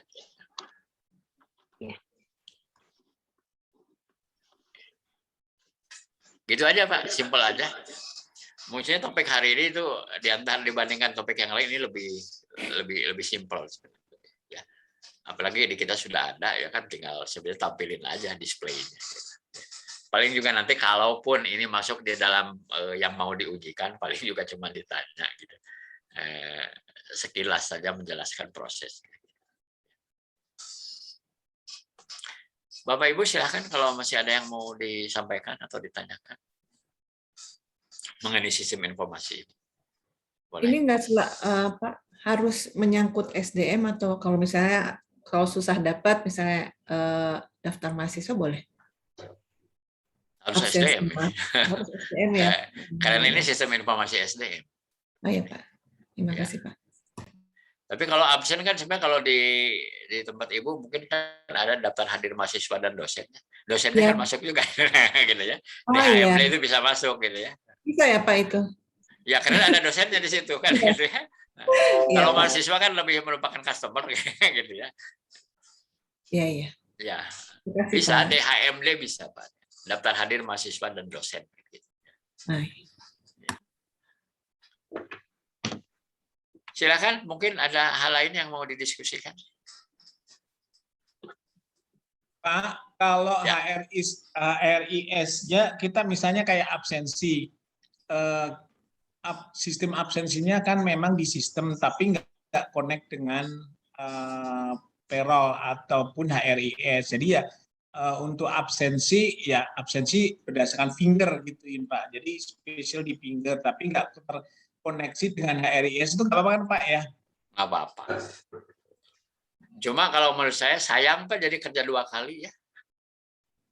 Iya Betul sih nggak, Pak, karena kita baru proses dari jadi ada HRIS sendiri, kemudian ada absensi sendiri, kemudian ada kalau kita bilang namanya drive, yaitu sistem yang memang global yang berkaitan dengan performance management gitu Pak. Jadi nggak terkoneksi langsung. Jadi ada sistemnya ada 3 gitu. Ya. Jadi belum terkoneksi. Jadi kalau mau hitung upah Bapak harus transfer data dulu ya. Iya, jadi kalau misalnya payroll, kita jadi absennya ditarik dulu, setelah itu baru kita masukin di payroll-nya gitu Pak. Ya itu oke Pak. Itu hanya masalah belum dikoneksikan saja ya secara integrasi gitu. Ya, Pak. Silakan Pak, nggak apa-apa Pak Hari. Ya, Itu Pak. kan hanya masalahnya belum terintegrasi aja ya. Ya Pak. Ya. Baik Bapak Ibu, ada yang lain? Saya mau tanya lagi Pak. Ya. Kalau yang screenshot tampilan HRIS-nya boleh nggak Pak? Itu kita ada web yang isinya tentang peraturan kepegawaian, boleh nggak Pak? Peraturan kepegawaian. Jadi Nggak usah misalnya peraturan kepegawaian. Kalau yang itu kan tugas yang kemarin harusnya. iya, Gitu tapi ya. Iya. itu di situ ada kayak beban kerja, hak dan kewajiban gitu Pak. Kalau itu saya kira lebih cocok Nggak ke perlu ya? tugas Yang nomor tugas yang 7 kemarin yang ya? kemarin Oh, iya. harusnya. Ya. Udah aja biodata aja contoh lah. Bisa kalaupun bisa itu rahasia disamarkan aja itu. Oh, ya. Atau ditutup ya gitu supaya dari sisi privasinya tetap kita protect gitu. Ya. Kan sebenarnya asesor itu hanya perlu pembuktian. Oh ini loh di tempat saya itu HRIS-nya displaynya seperti ini dan pas ditanya kita bisa jelaskan. Nah itu aja sih sebenarnya kebutuhannya. Baik. Kalau tentang peraturan kepegawaian bukannya lebih nyambung ke yang itu Pak, yang hubungan industrial Pak? Betul, itu hubungan industrial yang kemarin ya. Iya, yang kemarin, yang pertemuan. Betul. Oh ya. Ya. Ya kalau di jargon yang lazim dipakai kan peraturan perusahaan gitu ya, atau Ya. PKB ya. Di tempat Ibu mungkin sebutnya apa istilahnya? Peraturan kepegawaian ya? Lebih Atau peraturan kepegawaian Pak. Ya. Peraturan kepegawaian. Isinya kan sama dengan yang saya kasihkan contoh itu. Kan itu juga isinya kan sama ya. Iya, cuman emang nggak ada Konten. PKB-nya Pak. Iya, adanya Oh, iya. peraturan kepegawaian. Ya, udah. Berarti ya, itu istilahnya mirip PP aja sebenarnya. Iya, betul. Peraturan perusahaan kan gitu ya. Ya kalau di universitas kan bernaung di bawah yayasan gitu kan. Iya. Bukan PT gitu ya. Iya.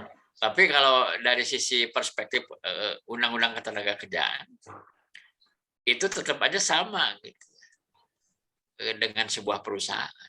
Gitu. Sekalipun itu sebuah yayasan. Gitu. Badan usaha, Betul. Ya. badan hukum. Badan hukum ya.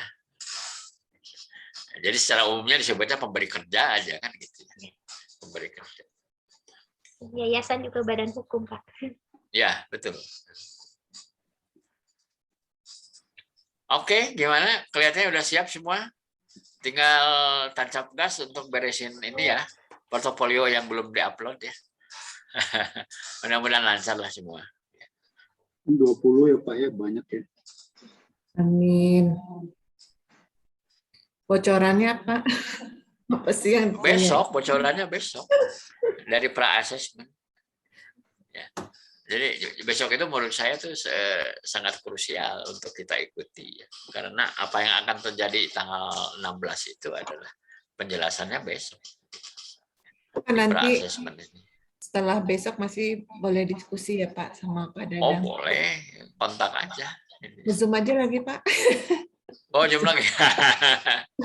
Ini kan masalahnya gini, ini kan saya kan sebagai hanya salah satu anggota tim. Gitu. Kecuali kalau di webinar pribadi saya gitu, itu mah unlimited gitu, bebas aja sih. Gitu. Kan saya harus ngikutin juga ya aturan main yang di lembaganya Pak Tri ini kan itu seperti apa gitu ya. Iya Pak. Tapi kan kita punya grup ya. Jadi, bisa diskusi di situ ya Pak. Ya. Terima kasih Pak. Pak Dadang, saya boleh nanya yang materi 7, Pak? Ya silakan, gimana? Iya, yang saya buat di tugas itu memang fakta di lapangan gitu Pak, di kantor. Kira-kira apakah perlu untuk dibuat metode yang poin itu Pak? Metode poin itu sebenarnya hanya salah satu alternatif, Bu Ida ya. Iya. Kalau Ibu Ida di sana sudah ada metode yang dipakai, sekalipun bukan metode poin, pakai aja yang itu. Ya. Yang saya sampaikan contoh dari saya itu hanya alternatif saja. Iya. Jadi kalau misalnya sudah ada yang berlaku seperti itu, walaupun bukan metode poin, nggak apa-apa dipakai itu aja ya Pak ya? Nggak apa-apa, pakai saja. Udah saya kumpulin Pak. Ya. Sudah dapat komen dari Bapak. Ya, sebenarnya kemarin itu kebanyakan yang mungkin agak miss itu adalah yang saya maksud evaluasi jabatan itu kan adalah ya contoh bagaimana kita menilai sebuah jabatan sampai kemudian ditentukan bobotnya berapa. Ada dua itu paling tidak kita bisa menentukan mana yang lebih tinggi, mana yang lebih rendah kan begitu. Dua jabatan fungsional itu. Ya. Tapi kemarin banyak juga yang kemudian memasukkannya itu ternyata adalah evaluasi kinerja, ternyata mengenai penilaian performance gitu ya. Sedangkan kalau itu kan portofolionya siapa? Mungkin Pak Ajis ya atau mungkin Pak Tri gitu ya. Ya sesinya beliau gitu. Kalau yang evaluasi jabatan itu kan yang kita evaluasi itu kan jabatannya, bukan pemegang jabatannya. Ya. Itu aja sih sebenarnya. Kemarin saya coba klarifikasi lagi ya mengenai tugas yang sesi ke-7 itu. Ya. Tapi kan sudah pada dikoreksi gitu ya, kayaknya sih udah beres itu. Ya. Saya belum Pak. Oh belum, tinggal diupload aja kalau memang udah ada sih. Ya. Belum dikoreksi sama saya, maksudnya Pak udah diupload, cuman masukan feedback dari Bapak belum saya kerjakan. Oh ya, ada waktu lah sampai tanggal 8 ya. Mudah-mudahan nggak berubah lagi. Gitu. Tergantung besok lah. Besok kalau ada kelonggaran lagi berarti kita masih punya waktu juga. Ya memang begitulah yang namanya program sertifikasi itu, bahwa kami sebagai mentor itu kewenangannya juga terbatas gitu ya. Ini tergantung LSP-nya. LSP pun juga terbatas tergantung BNSP gitu ya. Karena ini kan menyangkut birokrasinya di sistem sertifikasi ini ya seperti itu. Ya. Baik Bapak Ibu, apakah masih ada hal lain yang mau disampaikan? Atau belum terpikir, nanti kita bisa lagi kontak-kontak. Siap. Ya, terima kasih. Ya, selamat menuntaskan segala sesuatunya. Besok mudah-mudahan bisa semua ngikutin jam 2 siang ya, untuk pra-assessment gitu. Terima kasih dan selama 3 sesi saya ikut sharing ke Bapak Ibu semua. Mudah-mudahan memberi manfaat dan mengantarkan Ibu Bapak untuk dinyatakan kompeten oleh penguji. Ya, mudah-mudahan juga ini semua membawa berkah ya untuk kemajuan kita semua. Terima kasih juga sharingnya Pak Sama-sama Pak Hari. Terima kasih Mudah-mudahan banyak, bermanfaat. Terima kasih juga. Ya. Terima kasih Pak Dadang. Ya. Mohon maaf juga kalau ada kata-kata kurang berkenan, gitu ya. Ya, kadang-kadang Sama-sama, Pak. kadang-kadang kalau ngasih contoh, kadang-kadang yang suka ada banyak guyonnya atau apa, gitu ya. Mohon maaf ya. Saya kira demikian aja dan saya serahkan ke Mbak Ana untuk closing. Silakan Mbak Ana. Baik, terima kasih Pak Dadang untuk pemaparan materinya. Ini pertemuan terakhir, penutupnya oleh Pak Dadang ya. Nah, besok itu Bapak dan Ibu melaksanakan pra-asesmen seperti yang tadi sudah dijelaskan, bahwa dari jadwal jam 7 malam dimajukan menjadi jam 2 siang karena memang ketok palunya itu, ketok palu untuk perubahan KKNI itu pukul 4 sore.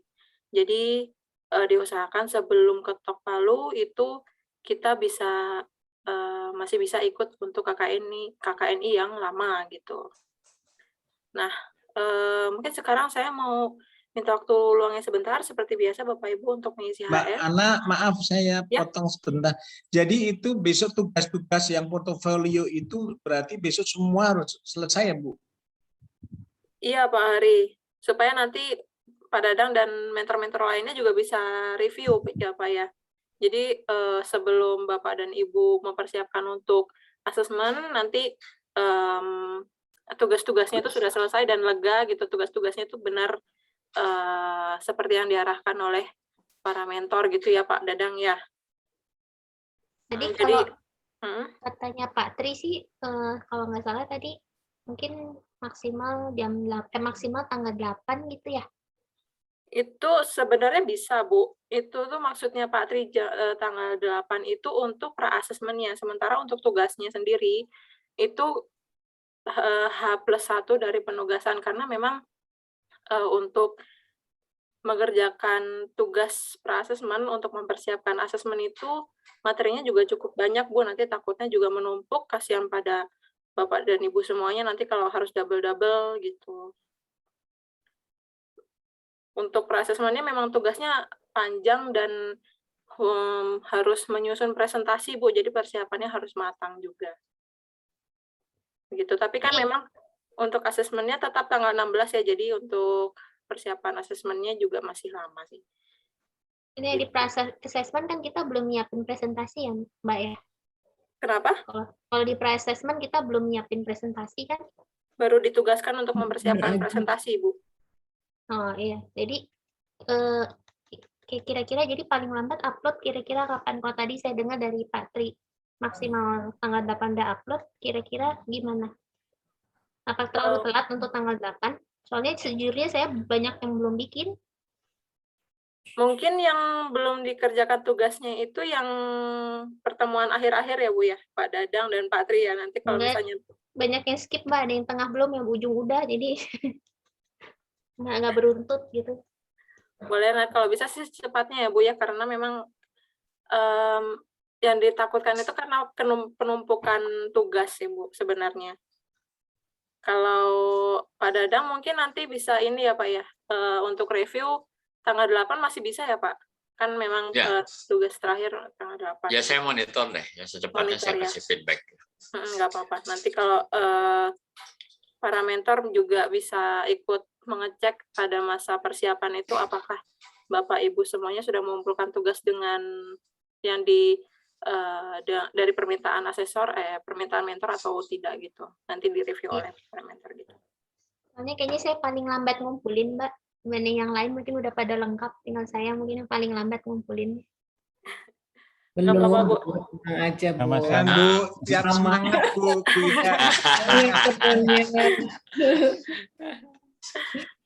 Bentar ya Bu, Anda saya mau nanya sebentar ke Pak Dadang boleh? Ya, ya. Pak Dadang itu yang untuk PKB itu kan halamannya banyak, jadi itu semuanya harus juga kalau kita bilang harus di semuanya. Kalau kita kan pembuatan buku nih, jadi saya harus semuanya. Oh ya, gini ya, aja, sampai jalan tengahnya begini. Setidaknya babnya muncul aja, bab dan tentang apa gitu minimal gitu. Oh gitu. Kalau itu terlalu, karena ada juga PKB yang sangat tebal gitu ya. Ya benar, tempat saya kan kebetulan juga banyak. Jadi saya mengambil misalnya yang di depan, kemudian Ya. isi, kemudian tentang apa aja, itu gitu kan boleh kan Pak ya? Tidak Boleh, semuanya saya upload. Boleh. Karena juga memang saya paham betul ada juga beberapa sifatnya konfidensial juga ya Pak ya. Soalnya saya kalau itu kan harus mendelete nama perusahaannya, jadi ya PTXX gitu aja saya bilang. Ya. Boleh Pak, boleh. Baik, Pak kalau Ganda, gitu saya ya. boleh Gimana, Bu tanya Ida? lagi materi 7, Pak? Materi 7 gimana? Pak, kalau bonus jadi nggak usah dimasukin ya, Pak? Karena itu lebih ke pemegang jabatan, bukan jabatannya. Jadi kalau Itu bonus KPI gitu nggak usah masuk ke kalau saya kan tidak, kalau KPI kan saya nggak menugaskan KPI. Iya, jadi nggak usah dimasukin aja ya Pak. Nggak usah, KPI nggak usah. Oh ya, baik. Ya. Terima kasih. Kecuali Pak. kalau yang lain nugasin, itu beda apa? Siapa yang ngajar itu? Ya, apakah Pak Tri atau Pak? Tergantung beliau ngasih tugasnya apa. Tapi kalau saya kan nggak. Yang remunerasi sih nggak usah ya Pak. Nggak masuk ya Pak. Ya. Nggak usah, KPI-nya nggak usah. Ya, baik Pak. Terima kasih Pak. Baik, Bapak Ibu saya mohon izin live duluan ya. Terima kasih Pak. Terima kasih Pak Dadang. Semoga sehat selalu Pak. Amin. Sukses. Terima kasih Pak. Bapak Ibu, saya share di grup dan di grup chat ya. Mbak Ana sebentar. Halo. Ya. Mbak Ana di WA itu ada grup pra assessment ya? Oh iya, sudah diundang ya? Iya, betul. Sudah ada. Oh boleh. Nah gabung saja Pak, nanti bisa komunikasi. Itu adminnya siapa Mbak ya? Adminnya? Adminnya dari tim LSP Pak.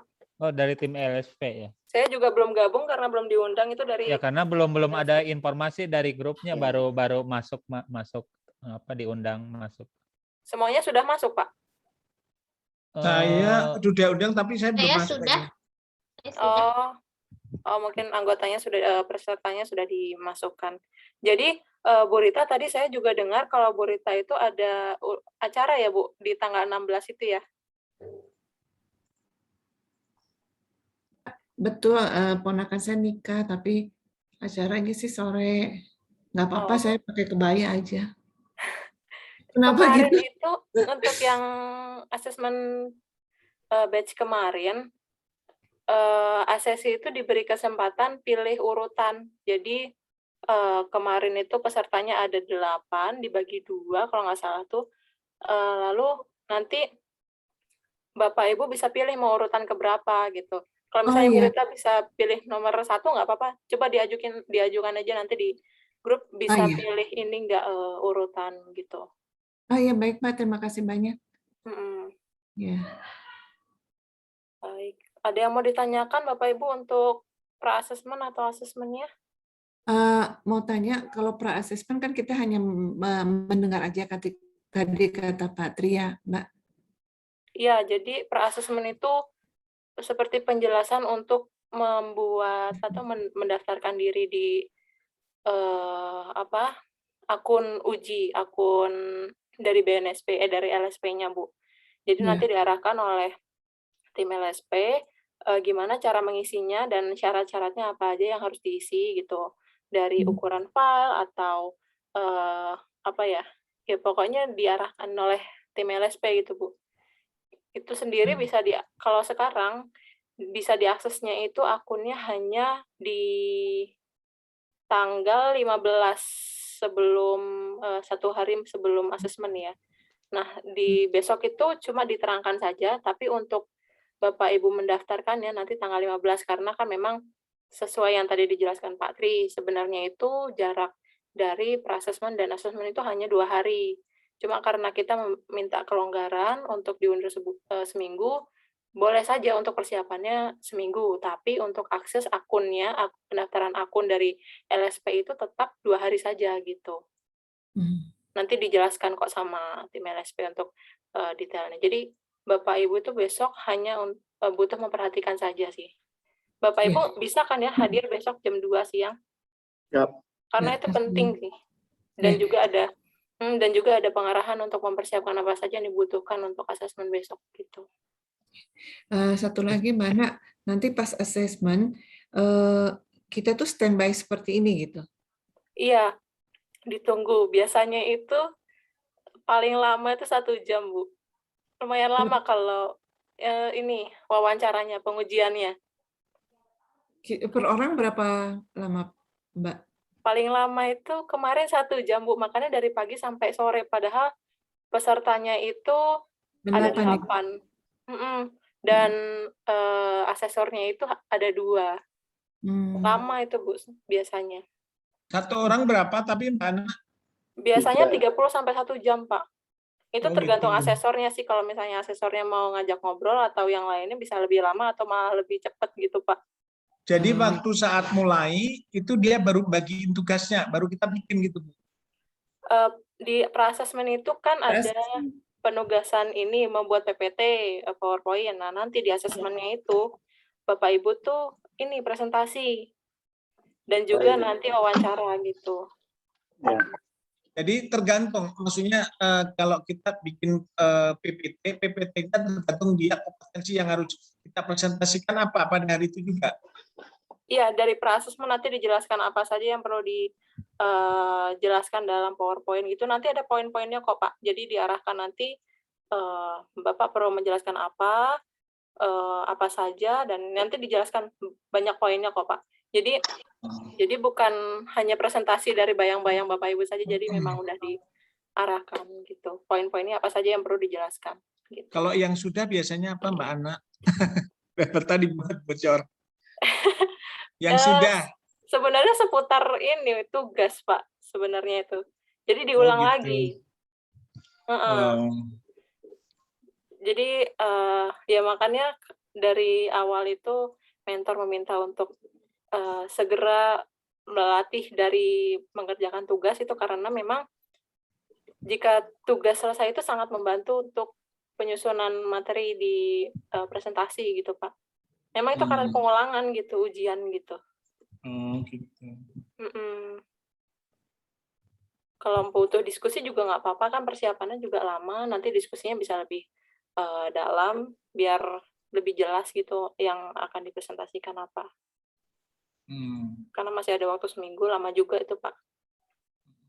Mana Ya. nanti kan kita ngantri tuh seperti ini nunggu gitu breakout room yang 1, yang 2 masuk gitu kan? Iya. Kita nunggu sampai selesai ya? Iya. Urutannya memang seperti itu sih. Kalau misalnya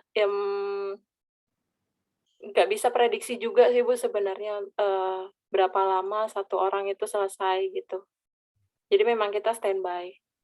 Mungkin nanti kan setelah ada grup pra-assessment, nanti ada grup kecil lagi per asesor. Nah, nanti asesor ngasih tahu, ini sebentar lagi saya selesai dengan Bapak ini atau selesai dengan Ibu ini, silakan untuk selanjutnya siap-siap dulu gitu. Biasanya sih kayak gitu, Bu. Diberitahukan juga, karena memang nunggunya terlalu lama kalau kita cuma di depan laptop juga menghabiskan waktu. Baik, Bapak Ibu, ada yang mau ditanyakan lagi soal pra-assessment dan asesmennya? Mbak, nanti kalau upload PPT-nya nanti ditentukan oleh asesor ya, Mbak ya? Upload kemananya? Iya. Upload PPT. Iya. Kalau saya tidak salah itu, peserta tidak perlu upload, jadi hanya mempersiapkan PowerPoint, lalu nanti tinggal dipresentasikan, tidak ada pengumpulan. Nggak ada upload lagi ya? Setahu saya. Oh iya. Jadi hanya untuk mempersiapkan saja. Ya, baik. Oke, Bapak Ibu sudah mengisi form HF belum ya? Sudah. Oke, kalau gitu ya. Karena soalnya yang saya upload di Google Classroom itu bentuknya Word semua, nggak ada yang PPT. Iya, mungkin nanti bisa masalah ya. diversikan. Yang penting substansinya tersampaikan mungkin ya, Bu. Iya. Baik, kalau misalnya Bapak Ibu tidak ada pertanyaan lagi, saya izin untuk mengakhiri pertemuan malam ini. Ya. Besok kita kembali lagi di pukul 2. Link-nya sendiri, link Zoom-nya sendiri nanti dibagikan oleh tim LSP di grup yang Bapak Ibu sudah gabung baru saja ya. Nanti tunggu saja dari situ untuk link-nya. Ya, terima kasih, Mbak. Terima kasih Mbak Ana. Saya izin matikan Zoom. Selamat Iya. malam. Selamat malam semua Bapak Ibu. Assalamualaikum. Waalaikumsalam warahmatullahi wabarakatuh. Mbak Rik.